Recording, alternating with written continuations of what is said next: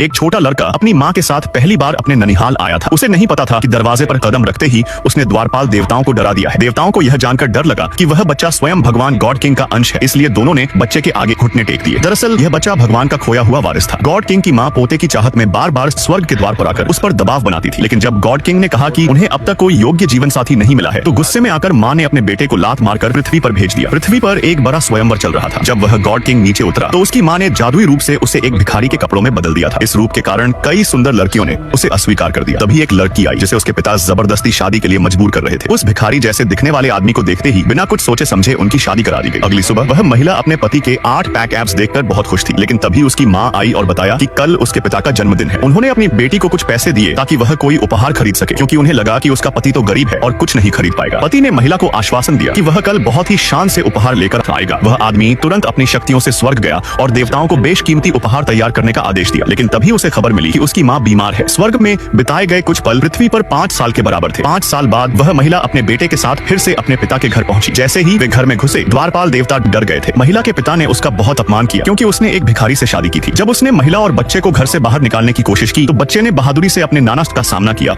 और कहा कि उसकी माँ ने उनके लिए बहुत पैसे जमा किए हैं। पिता का गुस्सा इतना बढ़ गया कि उसने लाठी उठा ली, लेकिन देवताओं ने धरती हिला दी, जिससे सब डर गए। उसी समय स्वर्ग में भगवान की माँ ठीक हो गई और उन्हें पता चला कि उनका बेटा 5 साल से गायब है। उन्होंने उसे तुरंत वापस जाने और बच्चे को खोजने को कहा। पृथ्वी पर पूरा परिवार उस महिला और बच्चे को गॉड किंग की मूर्ति के सामने माफी मांगने के लिए मजबूर कर रहा था। तभी द्वारपाल देवताओं ने अपनी सीमाएं लांघकर हस्तक्षेप करने का फैसला कर लेते हैं। मगर अचानक आकाश से एक सुनहरी रोशनी आई और गॉड किंग स्वयं प्रकट हुए। उन्होंने जोर से चिल्लाकर कहा, सब रुक जाओ, अब सभी पापियों को सजा देने का समय आ चुका था।